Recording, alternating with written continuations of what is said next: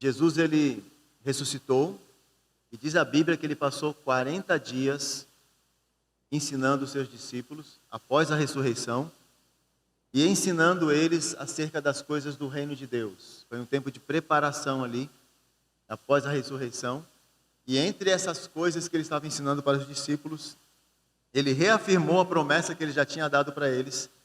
Ele falou: a promessa que vocês já tinham ouvido de mim, a promessa do Pai, de que ele enviaria o Consolador, o Espírito Santo. E aí Atos 1:8 ele repete essa promessa, de forma bem enfática, né? Um texto muito conhecido de toda a igreja. Ele diz: mas recebereis poder ao descer sobre vós o Espírito Santo, e sereis minhas testemunhas, tanto em Jerusalém como em toda a Judéia e Samaria e até os confins da terra. E aí, ditas essas palavras, Jesus então subiu aos céus. Recebereis poder ao descer sobre vós o Espírito Santo, e sereis minhas testemunhas, tanto em Jerusalém como em toda a Judéia e Samaria e até os confins da terra. E lá no capítulo 2, adianta aí para o capítulo 2.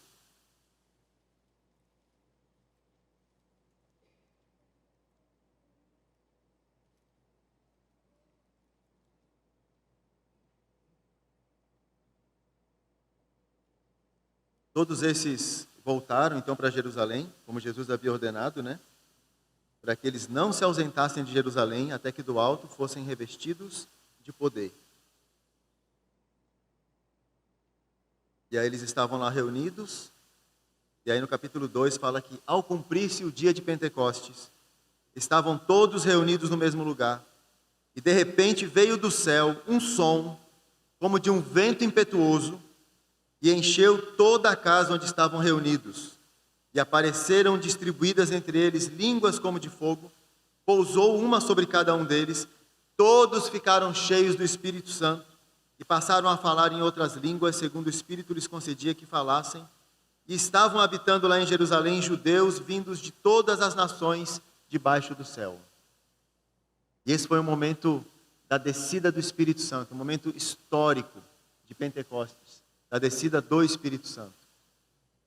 E esse aqui foi o momento do avivamento, do derramamento da vida de Deus sobre a igreja, da pessoa do Espírito Santo, do próprio Jesus na forma do Espírito Santo, sendo derramado sobre a sua igreja. Momento em que ele selou a sua igreja com o Espírito Santo e com poder.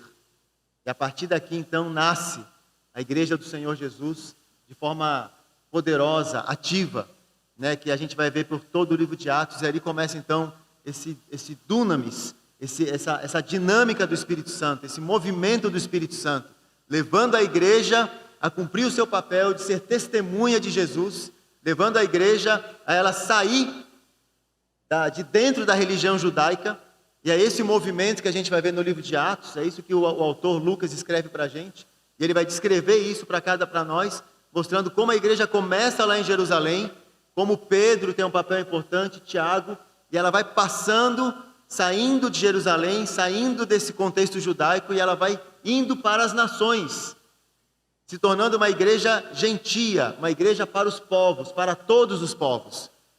E essa transição você vai ver acontecer, assim, essa progressão em todo o livro de Atos. Mais do que uma progressão geográfica, mais do que uma progressão biográfica, né, de Pedro para Paulo, tem uma progressão aqui do mover dinâmico do Espírito Santo, tirando a igreja daquele gueto judaico e levando ela a ser uma igreja universal, para todos os povos, para todas as nações, para todas as línguas.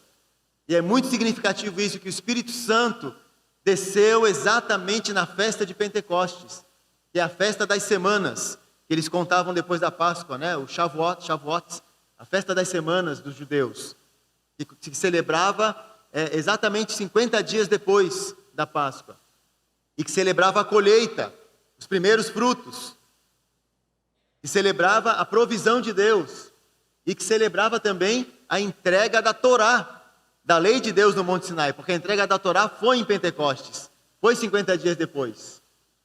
E se você lembrar lá do livro de Êxodo, como é que Deus entregou a Torá, entregou a lei dele para Moisés, foi exatamente assim, com trovões, relâmpagos, manifestação sobrenatural de Deus, poder de Deus.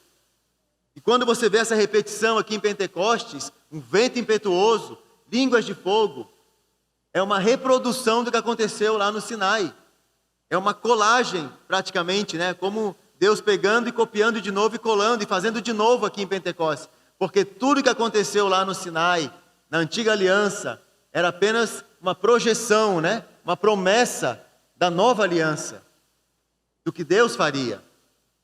O êxodo, a saída do Egito, era toda uma simbologia da salvação em Jesus, da grande libertação que viria para todos nós. E o Pentecostes também é o cumprimento, então. E você vê aqui a mesma experiência acontecendo em Jerusalém que aconteceu no Sinai. Manifestação, poder. Só que lá no Sinai, enquanto Deus entregou uma tábua da lei para Moisés, uma lei escrita, para que eles cumprissem aqueles mandamentos, uma lei que estava fora deles, numa tábua de pedra. Aqui não, aqui o Espírito Santo entrou na igreja. É a nova aliança que Jeremias e Ezequiel profetizaram. É a tábua, é a lei sendo escrita no coração da igreja. É o Espírito Santo agora dentro de nós. É a palavra viva, Jesus, sendo colocada dentro de cada crente. Por isso que cada um deles, todos, ficaram cheios do Espírito Santo. Porque agora é toda a igreja, todos os cristãos, todos os que creem, são cheios do Espírito Santo, recebem a vida de Deus. E o que é a diferença? O que é a diferença entre um cristão e um não cristão? O que difere você de qualquer pessoa aí fora? A única coisa que difere você é que você tem Jesus. Você tem a vida de Deus dentro de você. Quem tem um filho tem a vida.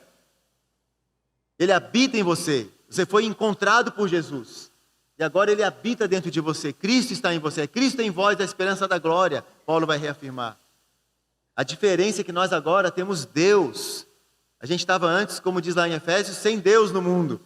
Agora você está com Deus. Ele habita dentro de você. Você se tornou um santuário, um templo do Espírito Santo. Você carrega Jesus agora. A vida de Deus está borbulhando dentro de você. Rios de água viva estão dentro de você. Você tem uma fonte viva dentro de você. O Cristo vivo habitando em você por meio do seu Espírito Santo. E esse é o grande diferencial da igreja. É isso que faz diferença. É isso que muda as coisas. Por isso que ele falou, não saiam de Jerusalém, até que do alto vocês sejam revestidos de poder, até que você receba o Espírito Santo, o poder, a vida. Mas agora essa vida veio, foi derramada aqui. Foi derramada exatamente no momento de uma celebração, de uma festa de colheita, de frutos. E quem é que estava lá em Jerusalém? Pessoas de várias nações. Simbolizando que esse poder que nós recebemos, essa vida que nós recebemos, não é para a gente. Não é para ter experiências malucas, né? Não é para ter êxtases doidos.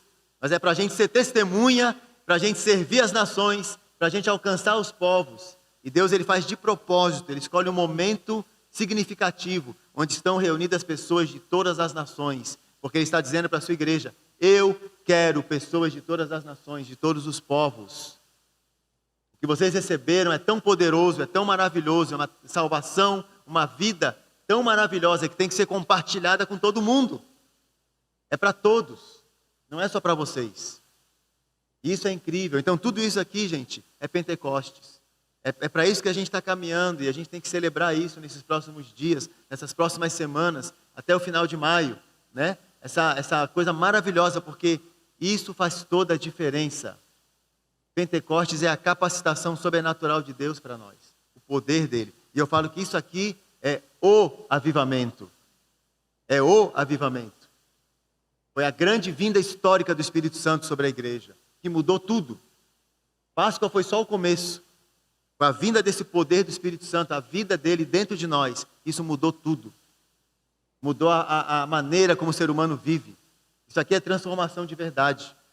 Eu estava lá ensinando a Bíblia lá agora, na Jocum, fechando a parte do pós-exílio, né? Falando do final do Antigo Testamento, como termina Malaquias, como termina ali a reconstrução dos muros com Neemias, Esdra, né, os profetas, pós-exílio.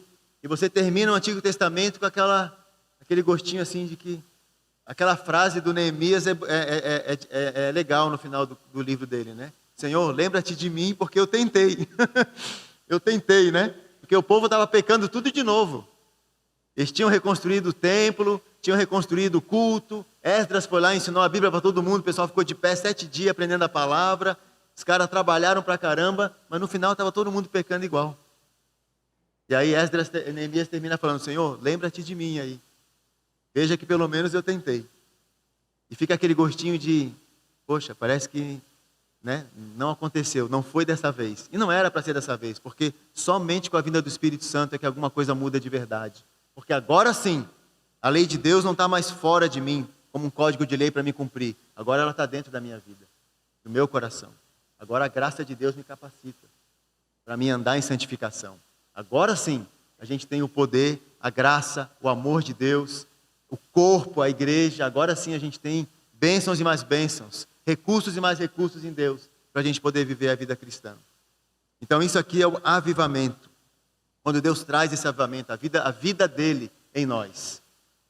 E quando ele faz isso, ele não faz isso apenas para nós, ele faz isso para que o mundo veja, para que as nações creiam e para que as sociedades sejam impactadas de forma significativa. Por isso que eu falo de reavivamento e reforma. São os dois movimentos de Deus na história da igreja. Ele está sempre reavivando a sua igreja. E aí, por que a gente fala de reavivamento? Porque avivamento foi isso aqui. Uma vez só, histórica, aconteceu no livro de Atos. Isso é avivamento. A vida de Deus veio. A vida de Deus em movimento. Tudo que acontece depois disso é reavivamento. É Deus renovando essa experiência na caminhada da igreja. E ao longo dos séculos da igreja, Deus vai fazendo reavivamentos. O que é um reavivamento? É Deus renovando essa experiência original. Reativando isso de novo, reavivando, relembrando essa verdade. Vocês carregam algo poderoso dentro de vocês. Que foi dado para que vocês possam me manifestar no mundo. Esse poder tem que ser reativado. E a igreja tem que ser lembrada de vez em quando sobre isso. Porque nós caímos, ao longo da história, dos séculos, a gente vai caindo em comodismo, em ritualismos. A religião vai esfriando, vai ficando fria. E aí parece que Deus tem que dar uma reaquecida. É igual o churrasco, A gente faz o churrasco ali, de repente começa a brasa, vai esfriando, você tem que jogar mais brasa, tem que mexer um pouco, Tem que mexer a chama de novo. E Paulo usa essa expressão lá com Timóteo, Fala, Timóteo, reaviva o dom de Deus que há em você. E esse reavivar ali, a palavra no grego é, faz subir com força, Mexe a brasa para o fogo subir de novo. De vez em quando Deus tem que dar uma sacudida na igreja, para o fogo subir de novo. Para o fogo certo, para o Espírito Santo poder ter o seu devido lugar no coração da igreja e no coração das nossas vidas. E é por isso que a gente passa muitas vezes por perseguições, por provações, por tribulações, por sofrimentos, por desconfortos, porque tem que mexer a brasa, Você tem que ir ali mexer no braseiro. E às vezes Deus vem mexer com a sua igreja. E Deus gosta de dar uma sacudida assim na gente, Então, e Tiago fala, não reclamem de vocês passarem por provações. Isso é bom para vocês. Isso é bom. A provação faz a gente crescer. E Deus disciplina quem Ele ama. Nós precisamos disso. Ainda bem que o Senhor nos disciplina. Ainda bem que Ele dá essas sacudidas na gente, para a gente acordar. Porque nós precisamos. E quando Ele faz isso, começa a acontecer um reavivamento. A igreja começa a voltar a ser igreja. Ela começa a voltar para o seu lugar. Ela começa a olhar de novo para esse poder, para essa vida de Deus que está nela. E essa vida começa a brilhar. Acima dos rituais, acima das convenções, acima dos dogmas, acima dos preconceitos, das tradições. E a gente começa a perceber a vida de Deus. E a gente começa a sentir essa coisa orgânica, esse amor sendo derramado no nosso coração, esse desejo de estar junto, de estar servindo, de estar fazendo missões, de estar orando, de estar lendo a Bíblia, de estar buscando o Senhor, uma fome pela palavra, uma fome pela presença de Deus, uma fome pela adoração ao Senhor, um desejo de santidade, um movimento de confissão de pecado, de conserto, de renovação de aliança. E aí isso vai começando a afetar famílias, casamentos, pais e filhos, e dinheiro, e negócios, e generosidade, e justiça social. E de repente vai transbordando isso, e aquele reavivamento da igreja vai se transformando numa reforma na sociedade. E aí é incrível isso. E missões avançam. E aí você começa a ver levantar uma onda de missões. Todas as ondas missionárias que a gente estuda na história da igreja foram fruto de avivamento, de reavivamento. Porque quando você tem o reavivamento, a igreja assume o seu papel, assume a sua missão. Isso é tão importante. Então, pode passar. Reavivamento e reforma. Esses são os dois movimentos que Deus faz na história da igreja. Ao longo da história, existem períodos especiais de manifestação da presença e do agir de Deus em determinados locais. Eles são chamados de reavivamentos. São momentos onde a igreja se enche da vida de Deus, pessoas são alcançadas e a sociedade é transformada. De tempos em tempos, Deus visita a sua igreja. E a vida de Deus, né? Ali diz, a igreja se enche da vida de Deus. Não é que ela não tenha, nós temos a vida de Deus. Deus nunca se ausenta da igreja. O Espírito Santo nunca é tirado da igreja. Ele está aí presente. Mas é como se ele tivesse adormecido, né? É como se ele tivesse quietinho, sabe? Eu sempre falo isso. O que é um reavivamento? É a vida de Deus em movimento. A vida de Deus está aí. Você recebeu essa vida. Se você tem um filho, você tem a vida. Se você é cristão, você tem a vida. Se você não é cristão, você precisa dessa vida. Você precisa desesperadamente abrir seu coração para Ele. Porque nós só temos vida em Jesus. Mas se você já tem a vida dele em você, já está aí presente. Mas às vezes essa vida está parada. Esse Espírito Santo aí não tá poderosamente atuando na sua vida, transformando o seu caráter, transformando você. Sabe por quê? Porque Deus é muito educado, muito amoroso, né? Ele é um Deus santo, sim, poderoso, mas Ele é um Deus que Ele respeita o nosso tempo, Ele respeita a nossa vontade. E isso é incrível, assim, na misericórdia de Deus, né? Ele não força ninguém a mudar, Ele não força ninguém a ser santo, Ele não força ninguém a servir, Ele não vai forçar você a amar, a perdoar, a fazer missões, a ter comunhão, a ler a palavra, a orar, a buscar. Ele não vai forçar você a fazer isso. Agora o que Ele vai fazer é tentar cativar você, tentar puxar você para isso. O Espírito Santo vai estar ali, constantemente. Mas reavivamentos é quando Deus visita a sua igreja de tal forma que essa vida de Deus começa a se movimentar. Sabe? É como partículas que começam a se mexer. Quando você está fervendo a água ali, a água está parada, né? Começa a ferver, você vê aquela borbulhando, né? São as partículas que estão. As partículas começam a ser aquecidas e elas começam a vibrar. De repente, isso começa a vibrar dentro de você. Alguma coisa acontece. E o Espírito Santo começa a mexer dentro de você. E uma fome é despertada dentro de você. E um desejo de buscar o Senhor. E um desejo de ler a palavra. E isso vai começando a mexer dentro de você. E de repente, aquelas coisas aqueles hábitos que você está fazendo sempre, você vai sentindo um incômodo com aquilo.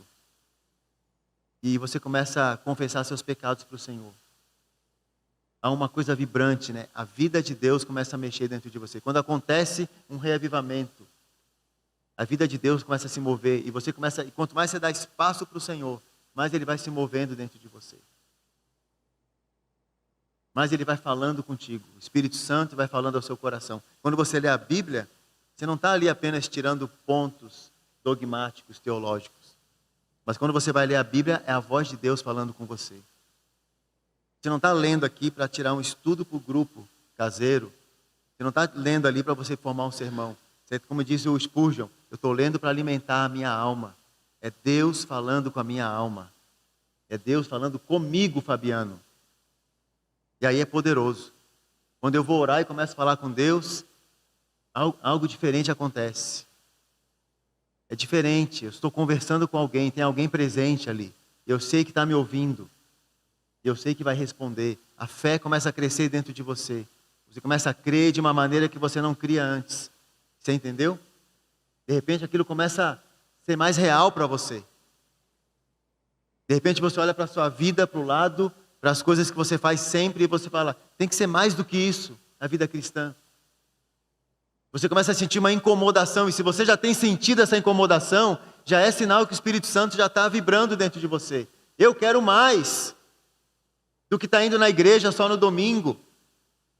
Eu quero mais do que isso. Eu quero algo mais, Senhor. Eu quero te conhecer. Eu quero conhecer teu coração. Eu quero saber como o Senhor pensa. Eu quero que a minha vida tenha um propósito, um significado. Você começa a querer mais. Essa fome, essa sede que está despertando dentro de você, já é o Espírito Santo movendo a vida de Deus em você. Porque você já tem essa vida. E é tão importante esse ajuntamento aqui, é tão importante quando a gente está reunido aqui. Porque aqui é como se fossem as brasas juntas, né? Juntou as brasas, isso esquenta. Por isso que a gente sente algo diferente quando a gente está no culto reunido, você entendeu? Com os irmãos, lendo a Bíblia, estudando, né? na escola dominical. Porque alguma coisa vibra dentro de nós. Quando a gente está cantando junto, você pode cantar em casa, mas quando você está cantando junto com os irmãos, algo vibra diferente. Porque Paulo fala, quando a gente deixa de se reunir, é como uma brasa tirada do braseiro. Essa é a imagem que Paulo usa para alguém que não congrega mais. Uma brasa tirada do braseiro.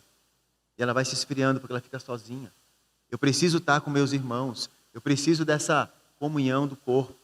Isso é importante para nós. Isso também faz parte de reavivamento. Então, esses são os movimentos de Deus, né? A vida de Deus é ativada na igreja. Pessoas são alcançadas, porque daí a igreja começa a buscar o Senhor. Quem está lá fora começa a olhar e dizer, opa, o que está acontecendo com essa pessoa? No seu trabalho, na sua escola, na sua universidade, a pessoa olha para você e fala, peraí, o que está acontecendo com essa pessoa? O que ela tem de diferente? A sua vida começa a impactar os outros. E aí a segunda etapa, né? Os perdidos são alcançados. Todo reavivamento ele traz um grande número de conversão. Pessoas são atraídas para o Senhor por uma igreja reavivada. Não tem nada mais poderoso para evangelismo do que uma igreja que está vivendo mergulhada na vida de Deus. Gente, eu trabalho em missões, né? O Davi sabe, a gente trabalha com impactos evangelísticos, a gente faz campanha evangelística.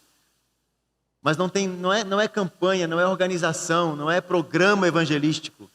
É a igreja sendo igreja.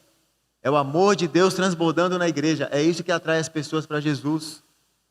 Tem pesquisas que mostram isso. 80% das pessoas se convertem por relacionamento. Não é por programa. Você entendeu? É por relacionamento. Na universidade, né, eu falei, 68% dos jovens cristãos se desviam na universidade, mas aqueles outros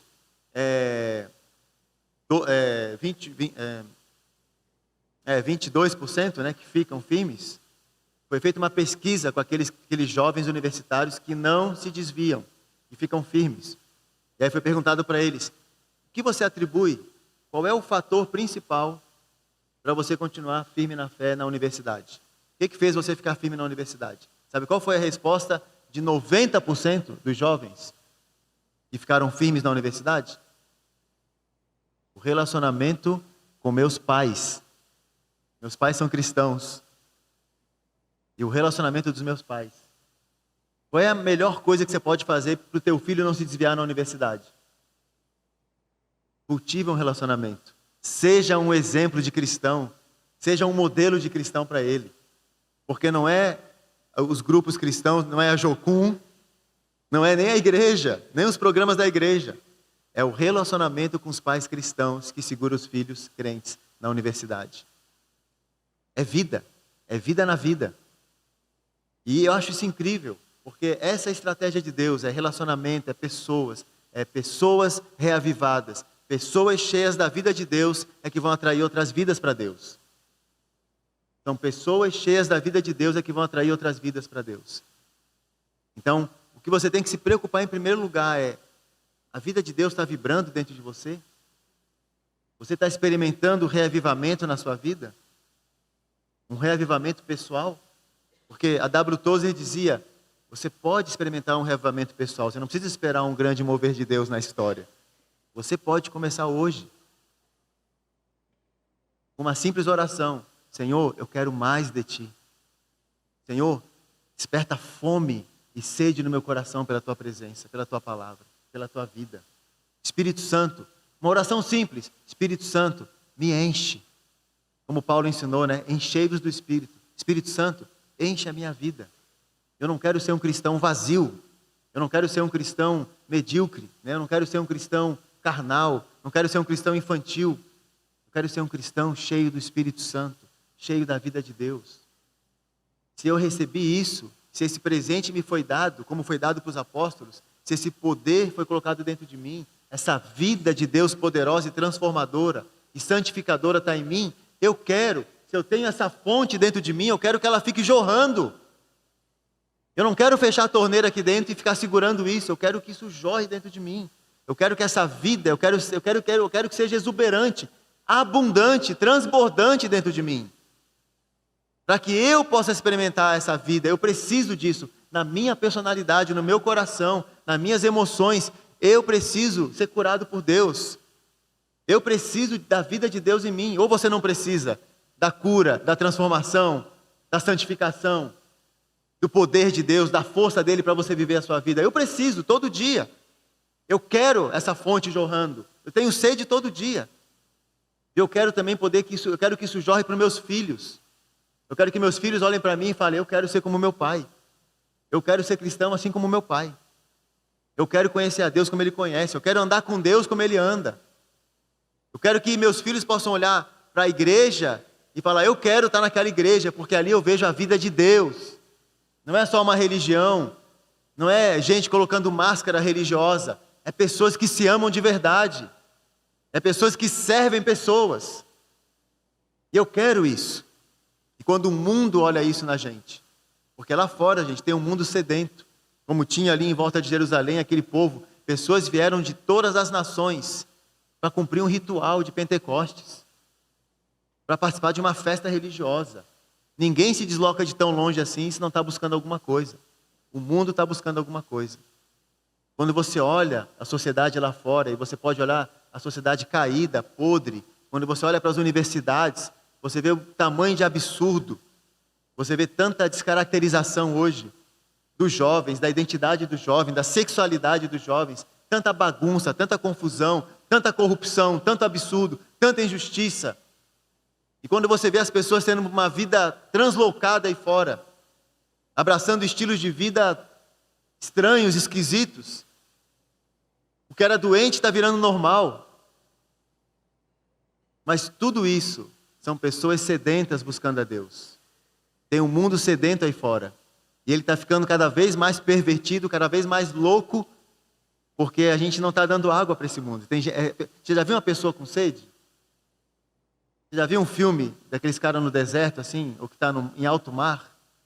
A pessoa fica louca, ela começa a delirar, começa a secar a língua, ela começa a definhar. A sociedade está definhando porque está faltando água.